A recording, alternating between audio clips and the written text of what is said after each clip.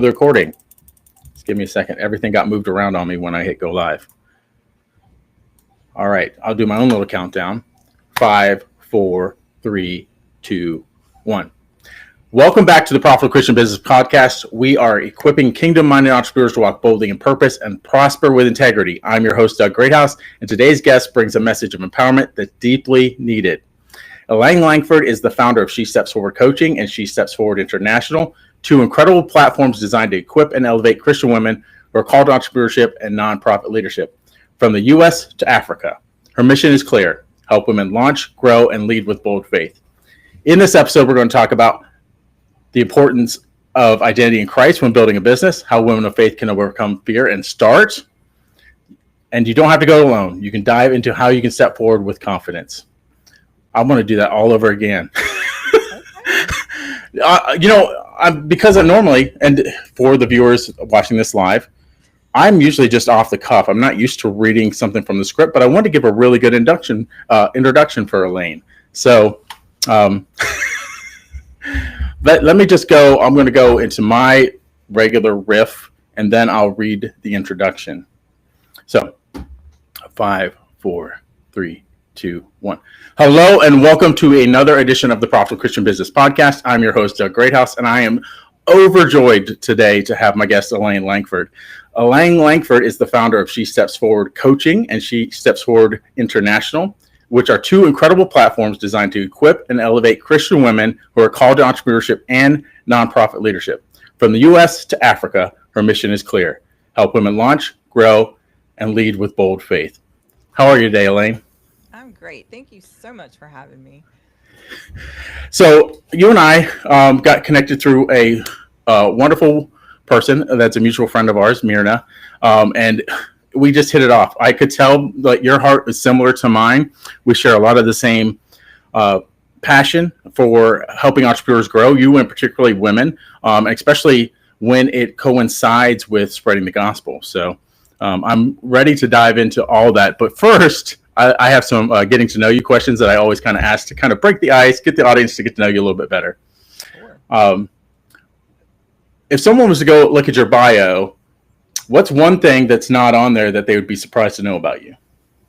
I am actually a hostess with the mostest. I love hospitality, and if you came over to my house, you would have such a great time. I love entertaining people. So, what are you, a foodie? If it comes to chocolate and coffee, absolutely. Nice. I'm a little bit, my wife and I are a little bit coffee snobs, if you will. We don't really like Starbucks that much. Starbucks is often convenient, but we like local coffee shops. We like tasting different coffees. We like ordering. We like coffee from. We went to Hawaii. This is how much of coffee nerds we are. When we went to Hawaii, we went to the coffee farm because we wanted to see how coffee's grown and taste all that great coffee. So I don't know if you have a particular type of coffee that you like, but I just like it strong. I like high roast, and I love that my husband over the years went from teasing me about going to Starbucks to being such a coffee connoisseur. So we have been down our own little coffee snob road, if you will, too. It's kind of funny. Nice. So speaking of travel, I just talked about Hawaii, and I know you've traveled a lot. So you travel for She Steps Forward International. I'm getting tongue-tied here. What's one unforgettable experience that you've had on those travels? You know, I consider Nairobi, Kenya, my second home now. And I think one of the biggest shocks when I got there was to look at their traffic pattern. And when I say traffic pattern, I mean chaos. Like, they make Los Angeles look tame. I'm not sure what the rules of the road are because nobody follows them. And so really learning to lean into a different culture and kind of understand how it all blends has just been a thrill of a lifetime. I've heard stories from other people that have traveled to Africa about the traffic and how people on motorbikes just zip in and out like there's no cars there. And it's not just motorbikes, it's buses, it's cars, it's goats, it's people walking. Like, it's just a blend of everything. It is just so chaotic. And yet I have in the 5 years I've been traveling there, seen an accident. They're just hyper aware because I think the difference is they're not as distracted as we are in America driving. True. So nice, nice. So when you're not so busy with She Steps Forward International and your coaching business, what's one thing you like to do to kind of unwind and refresh? We live out in the country here in Virginia, and I just love to go out on a deck and just be in the quiet and in nature and maybe have a little coffee or tea. And that's just kind of how I do it. So I love my little solitude that we've built here. Nice. Let's kind of circle back to travel again real quick because I'm the type, and my wife as well. We don't like to go to the hustle and bustle tourist destinations. We do like to go to the tourist destinations, but we don't like to go where the tourists go. We like to go where the nature is, right, and the local culture. And it seems like you might be the same way. Absolutely. So I live near Virginia Beach. Some people may know where Mhm. that's at, but I never go there because it's so touristy. We actually travel down to Atlantic Beach right off of Morehead City Mm, in North Carolina because it is more like Nags Head was in the mhm. 70s, which is one of our other really touristy beach spots at this point in time. So we definitely like to get Nice. away and get away to ourselves, and we go off season. So we don't have to compete Hmm. with the crowds. Yeah. When it's just warm enough to kind of get in the water, but it's still kind of chilly. Yes. Yeah. Um, on that note, if you've never been, I didn't grow up. I lived in the Charleston area for a long time, and it's kind of like that.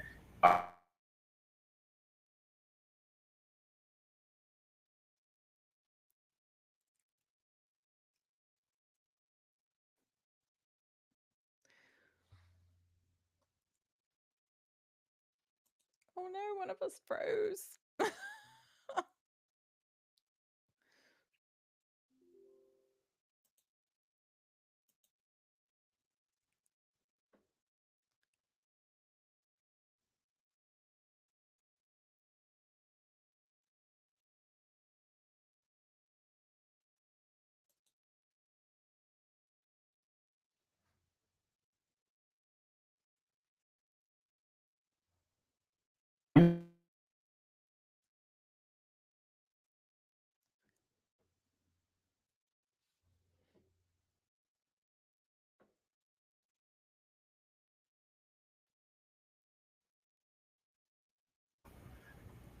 I hope we don't have to reschedule this. Did you freeze? It froze on you Are then. you frozen? Did I freeze or did you freeze? I think we froze for each other, Oh but goodness, I'm you're sorry. back now. Okay, sorry. No, no, it's all good. That's what editing is for. Even though we do this live, um, there is the ability to edit. So that'll just work.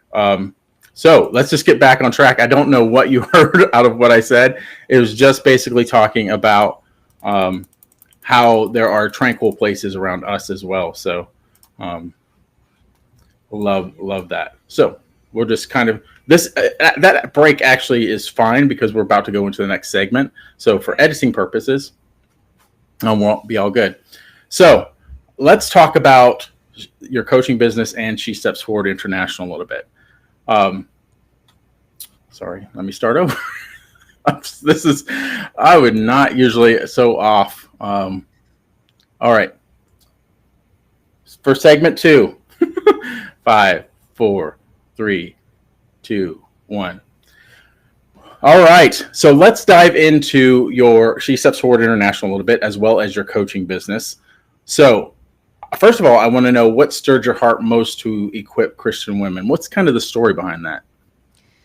I came out of a long-standing nursing career actually, and I was someone who was uh, raised up in church, had never had any issues up to then. Everything was going very well. And then in about 2008, I had a real life crisis where my career kind of got pulled out from underneath me, and my father passed away.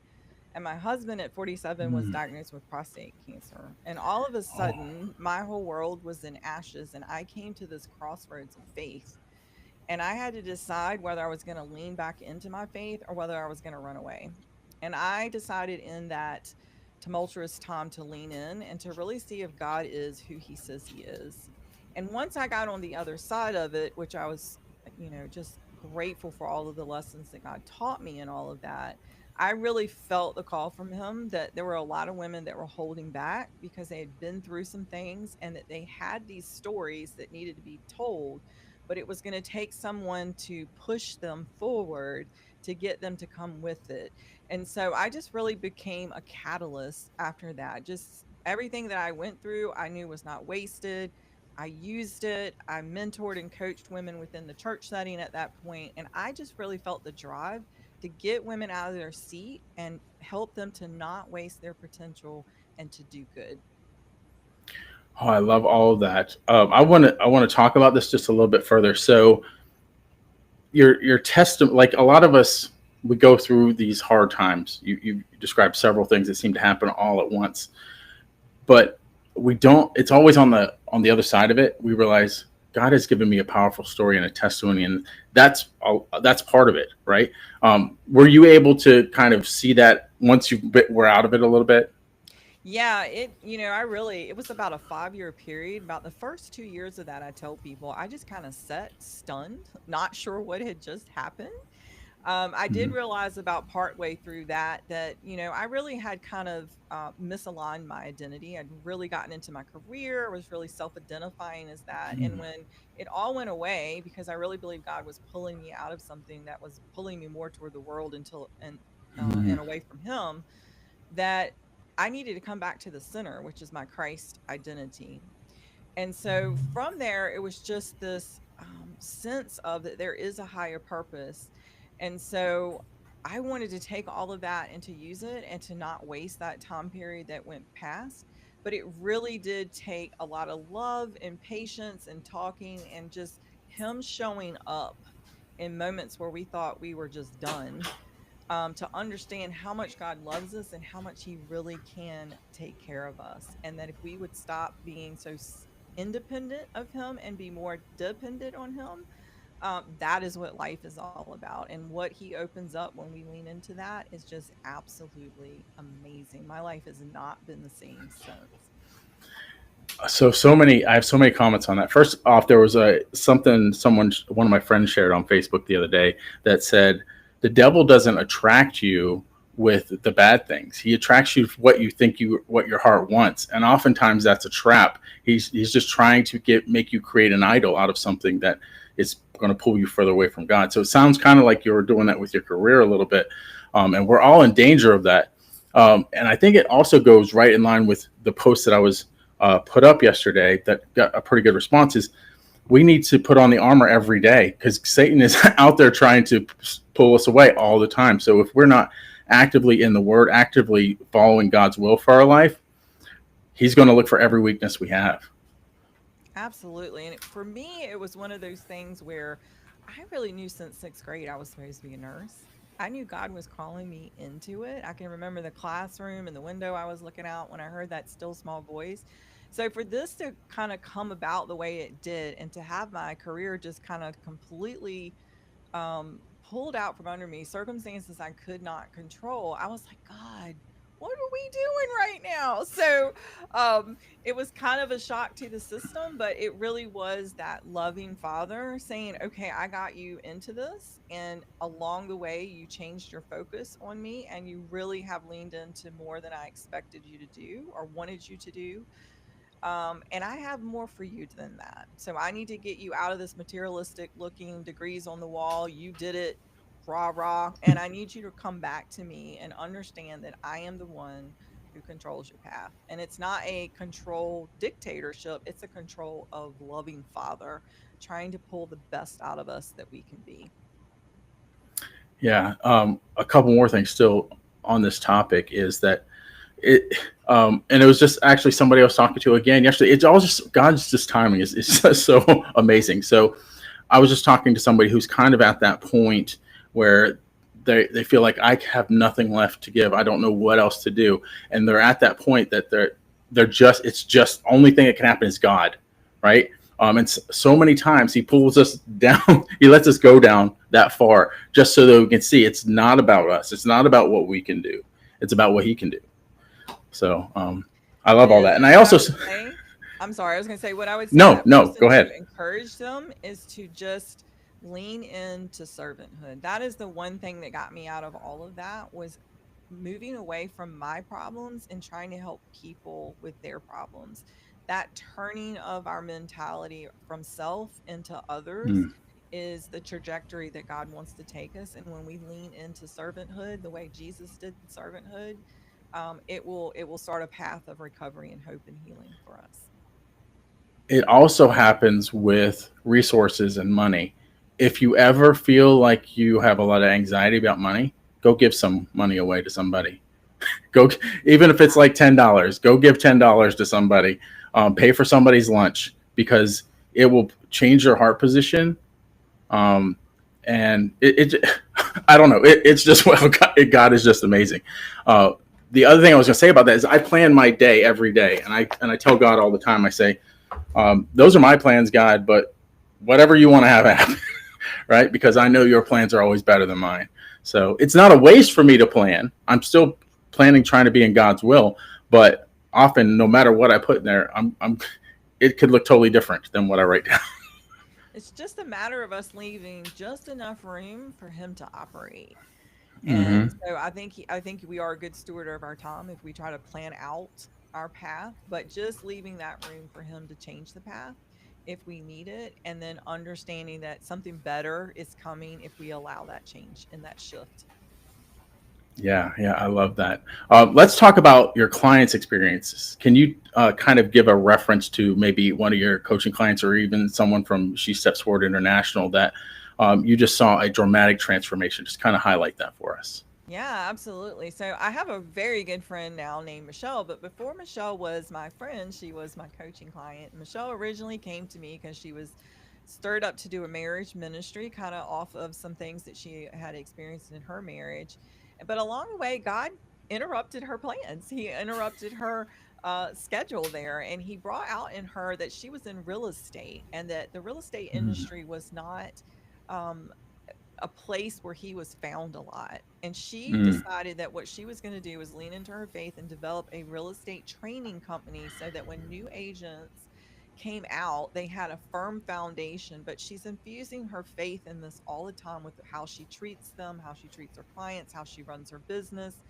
And so Michelle has been a lot of fun to watch as she's let God shift her into an area where his presence is so needed in an industry that is so cutthroat, and see how she's cutting through the noise and helping new agents not feel like they're thrown to the wolves.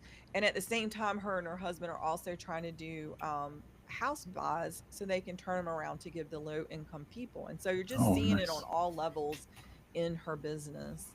And then just recently in Kenya, although I have several stories probably from Kenya, but recently in Kenya, just started a group coaching cohort over there, and we're working with some really sweet ladies. And one of them I just love. Her name is Lizzie, and she wants to do a egg supply business. That's a business where they get the chickens, lay the eggs, and they can go sell them to hotels and restaurants and make a decent income. And she wants to build up a chicken farm. And what she wants to do when she gets on the other side of that, being a single mom who is struggling in their economy in the poverty line, she wants to build enough of a business that she can bring other single moms in and give them some adequate work and some adequate income. And these are the kind of people we're leaning into. And they are not only changing their lives, they're changing their communities. And that's what we love about She Steps Forward. Yeah. It sounds like you do a lot of what's the word I'm looking for? You're able to spread God through helping others, right? So the way that you help God, the way that you help them, you're always infusing your faith into it, and basically you're passing along that same kind of um, mindset, right, to these ladies that hey, it's you can also help others. It's not just about making that almighty dollar. There's a way through your business that you can shine the Lord's light through helping others. So I love that. Absolutely. I think Christians for a while have held back their faith in the marketplace. I think we felt a little out of place, a little disjointed, a little uneasy blending the two.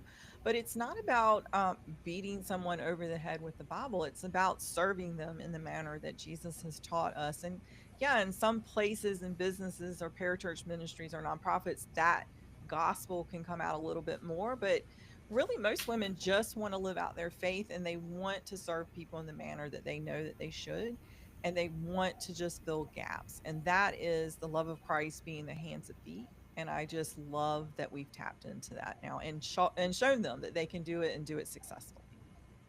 Yeah, you don't have to do like I do and put Christian right in your branding. It's more about just the way you carry yourself, the things that you do, the way that you serve people. People are going to ask, especially if they've had experience with businesses that don't act that way. They're going to say something's different about you. What's different about you? Exactly. Let me tell you about Jesus. Right? Exactly. So I love Yeah. all that. Um, what is now? I can realize it can be difficult because I am a little bit in the same space with helping entrepreneurs. What is the let's not say number one. What are some of the main obstacles or barriers that you find in helping these women take the next steps to grow?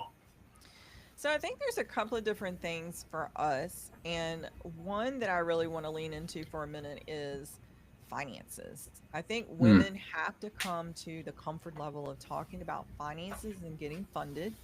And as Christian women, we have to understand that we are worthy for our wages. That is biblical and in the Bible that we are worthy as a worker for our wages, and that we want to collect enough to be profitable, to be abundant, because that means we get to do mm, more for the kingdom. And just giving ourselves away is really not as biblical as we make it out to be. We kind of mm-hmm, make that one of our idols, is that, oh, I'm so sacrificial in what I'm doing, but really we're not mm-hmm, setting ourselves up for sustainability. And one of the things I lean into women about is that there's, and I love this because God has just opened my eyes up to all the women in the Bible and what they were actually doing. And I challenge women to really read into the women in the Bible. But in Luke 8:1-3, we find that women are traveling with Jesus and the disciples. And it is clear in the Bible, it says they are giving of their own means. Well, how did they get mm-hmm, means? It means they must have been entrepreneurial in nature. They must have had some kind of funding that they had put away. Because, ladies, they're feeding 13 guys. That's not cheap, right? mm-hmm, So, Jesus, even in the story of telling us and giving us that wink, is letting us know that women can be very economically sound and entrepreneurial in nature, and he approves of that. The other piece is just confidence. We just have this, we want everything to be just right before we jump into stuff, and God is not, that's not God. God wants us to take mm-hmm, step in faith. He just wants one mm-hmm, little step, and then he will start opening up the path for more steps. mm-hmm. And just getting women to understand you don't have to do it all. We carry so many hats all the time: the mom, the daughter, the auntie, the worker, the person at church, that we feel like we have to do it all. But with God, he's really just asking us to partner in relationship, and all he requires is one step forward in faith, and then he starts to open up the path that we need. So getting them past that mind block, those two are probably the biggest. Yeah, I love that. I've seen that just so much in my life and my clients' life is if they're just willing, and even me, when I'm just willing to take that next step. Oh, wow, God! And then again, often it is in hindsight. I see what you did there. I see what you did there. I see what you did there. I could not have planned it better. So uh, it's just amazing. I think even you and I connecting was one of those God things because Absolutely. um, there are a lot of ways that we can collaborate, and I think uh, again we share each other's values, each other's mission to help others. So I thank God for that. So thank God for Elaine coming into my life and now being on the podcast. Well, we appreciate you. And let me just say for the record that a lot of people who see women empowering women feel like that we're setting the fellows aside. And I just want you to know we appreciate the good guys that are out there, the ones who want to support us and hold us up. We got to do this thing together. There's a whole Hmm. lot of work out there to do. And segmenting ourselves and worrying about hierarchies and all these kind of things is not going to get the job done. We just need to come together No, as brothers and sisters in Christ and get the job done. nice, nice. I just love so much that you're empowering women to kind of step out in that faith. With that being said, let's talk about your faith a little bit more. What role has your personal walk with Christ played in shaping your leadership?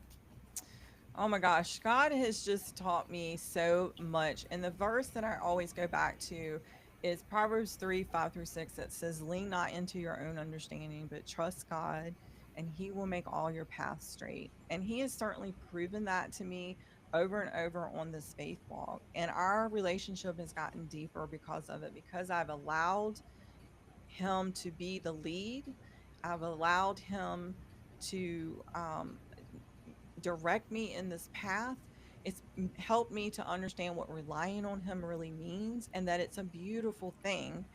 And then the other part is just leaning into, I believe it's in Matthew where it says His yoke is light. Like, why wouldn't I Mm-hmm. not want to trade yokes with Him? Like, He really doesn't Mm-hmm. want us banging our heads against the wall. He wants us to partner so that He can make our path easy. And so I just love how He's taken me to depths now that I am fully, fully relying on Him for to carry this thing off. That's what God-sized dreams are about, right? They're beyond what we can technically see and do. And it has allowed me to understand Him as a father a whole lot better. Yeah, I want to talk about biblical leadership for a second because I think a lot of people may have a misconception of what leadership really should look like. And a lot of people, once you and I talk about what leadership really is, may not want it uh, because it's leadership comes from servitude, right? We think about how Jesus represented leadership, right? He was there to serve, right? So how can we better serve you? Not like how can I bark these orders at you, right? Right. I would love your insights in that. So I just always go back to the story of Jesus washing the disciples' feet at the Last Mm-hmm. Supper. This is His ultimate example to us of how we're supposed to serve each other. And we have to remember back then, them feet were dirty. Like they were walking around in sandals and sand. Like this was not a pleasant thing for Him to Mm-mm. do. And so just to see our Lord wrap that towel around Himself in scripture and stoop to that level to let them know that even your feet I can wash. And this is how I want you to proceed. It's just so powerful when we lean into that. We have to remember that none of us are above the other, that the gifts are Mm-mm. given by the Spirit. We should celebrate each other in what we've been gifted in, and our impact on this world to be salt and light will only come to be if we're leaning into that. We're celebrating each other, we're holding each other, and we're letting each other have the full breath of what God has given us to do. And so I think that servanthood piece is just it's just key. It's just key. Again, it's an inturning of ourself outward, and it really shows our true heart when we can do that. One thing about that as well is I'm going to give a shout out to all women and why I think they make great leaders, and sometimes how it's a contrast to men. Not to be stereotypical, because men can have this as well, but empathy, right? When you women tend to have more empathy, so someone that you're leading, you can kind of feel, what they're going through, where they're at, more so than a lot of guys can. Um, Guys are often more direct and to the point without trying to understand the nuance of what's going on, right? So, shout out to women for as leaders that are able to do that. We struggle sometimes with the story of Adam and Eve and her being a helpmate and how that word has kind of been thrown around even in the church space. But that is such a gift to us that we've been Mm. given that piece that we can come along and wrap our hands around what needs to be done and hold someone up. I love that part of womanhood. I don't shy away from it. And I think that strong men in their faith love a good woman who doesn't mind that piece of it.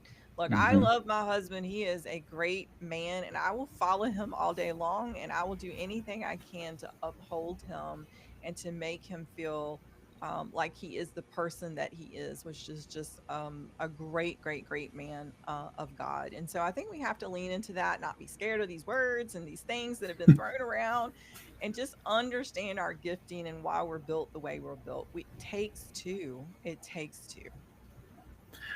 I want to segue into the fill in the blank question that we ask on every episode. Your fill in the blank question is: a faith driven woman in business must never forget blank. A faith driven women in business must never forget that God has empowered her for such a time as this.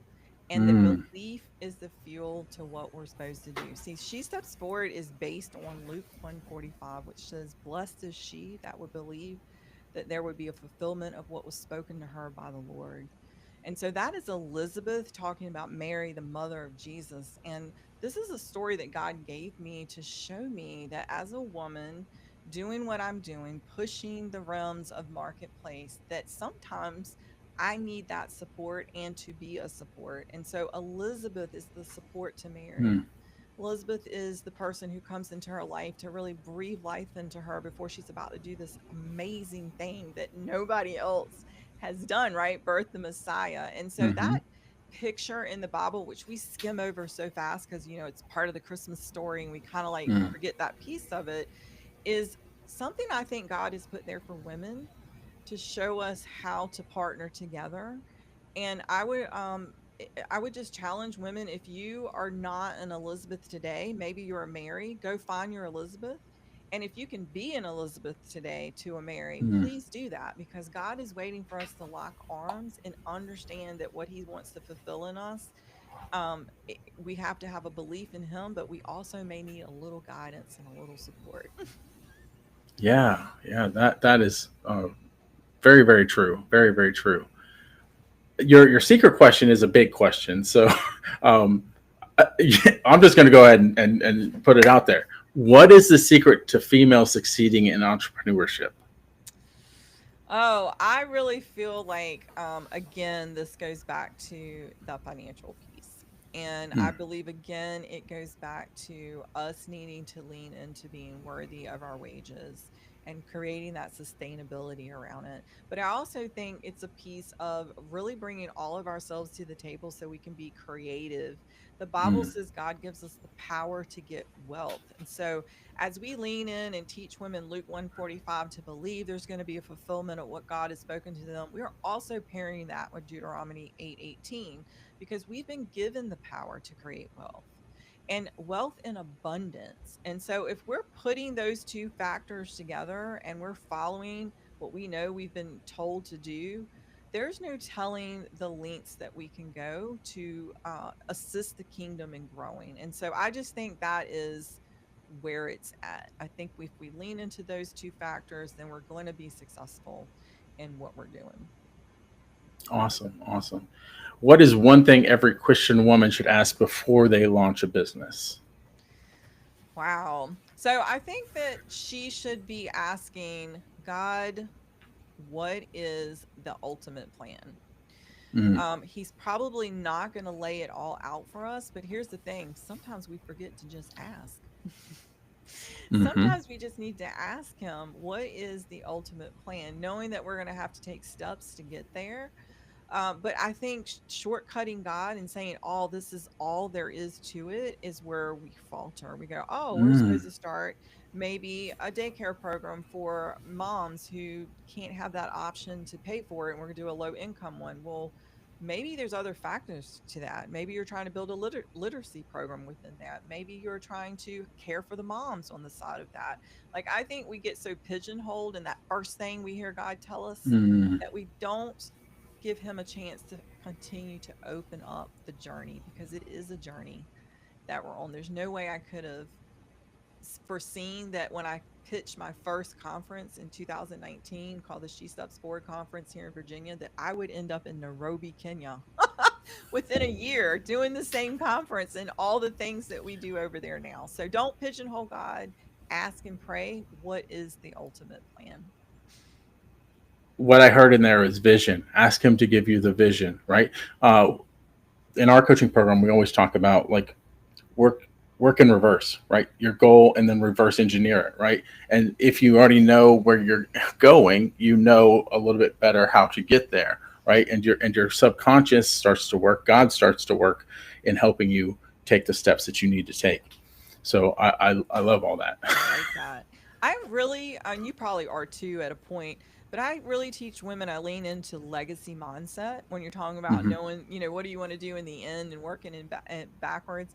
Like, I really pose that question to women because, one, I think we have to discover the leaders that we are. I think that's been a Hmm. weakness. We have not leaned into that or been taught that. But the other thing is having a legacy mindset. Like, what are you trying to leave not only for later, but even into the day to day? What is your legacy from Hmm. day to day? Like, legacy is so powerful, and I think when we focus in on that, it just opens up our minds and it really is motivating. So I really do lean into those two pieces when I work with women: is who you are as a leader and what is that legacy going to be that you leave.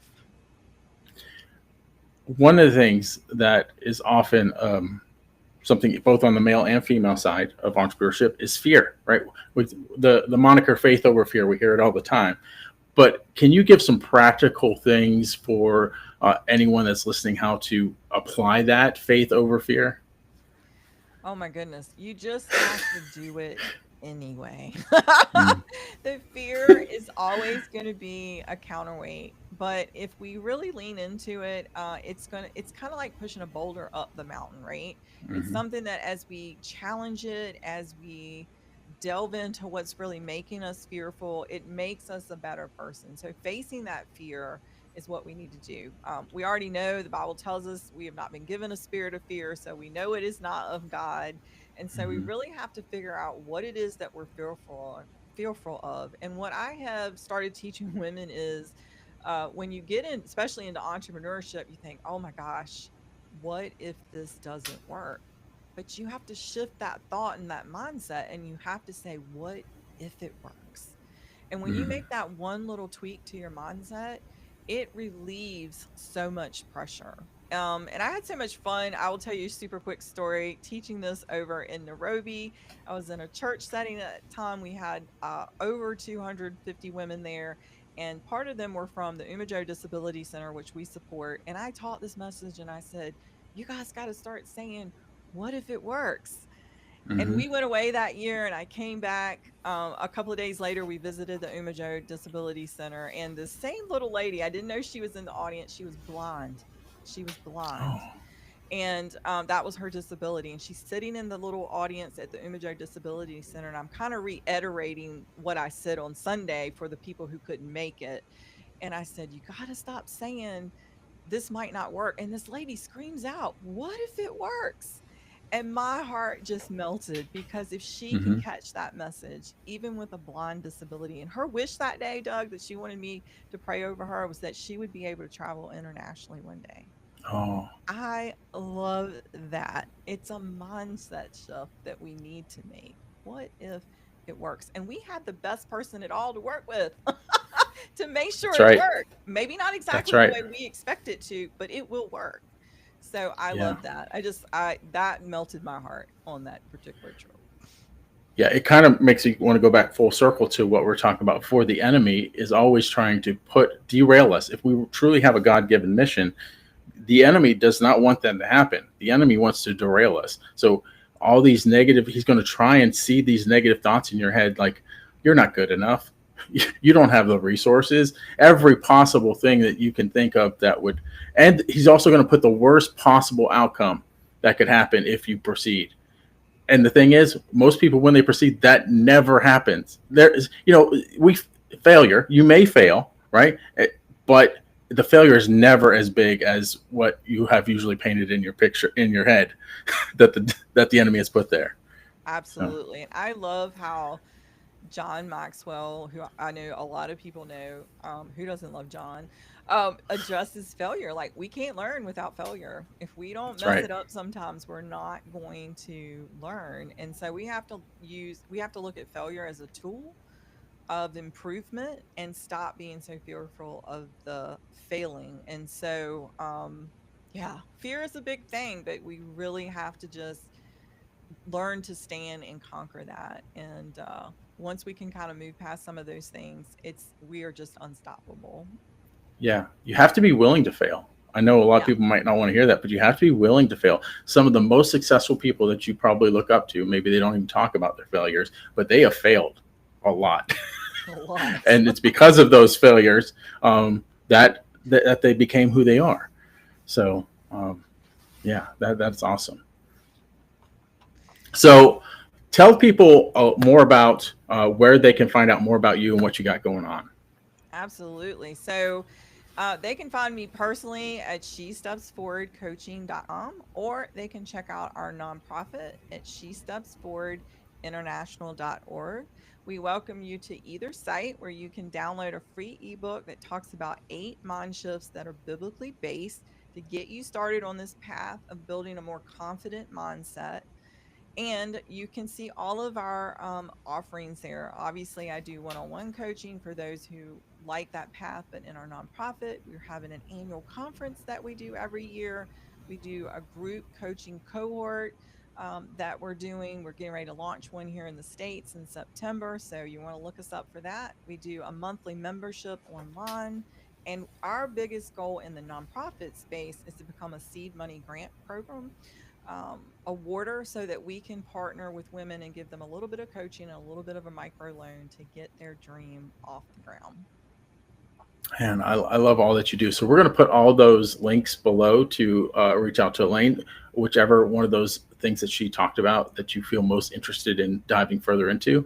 And I'm sure if you find Elaine on social media and you want to have a conversation with her about what she's doing, she'd be open to that too. So we might just put a few of her social links down below too. So to reach out to her. Seems like so I have one last question that I ask every person before the show is over. That's because I don't want there to be something. There's usually something in my guest's head that, I wish I could have said that. I wanted to pass on this piece of wisdom. So what would you like to pass on to anyone that's watching right now? I just want to say that I believe that we all have a purpose. And I believe when you find your purpose and you walk in that purpose, that your life is so fulfilling. And I want to remind people that the marketplace is a big place to step into your purpose. We have local churches that we want to support and love on, but we have a whole world out here. And so stepping into the marketplace may be one of the bravest things that you ever do. We need you out here, and someone is waiting for what you have to offer. So I hope that you will step forward into your God-sized dream. Nice. This is how aligned we are, Elaine, because my tagline to end these is, thank you for joining us, everyone. And until next time, keep moving forward.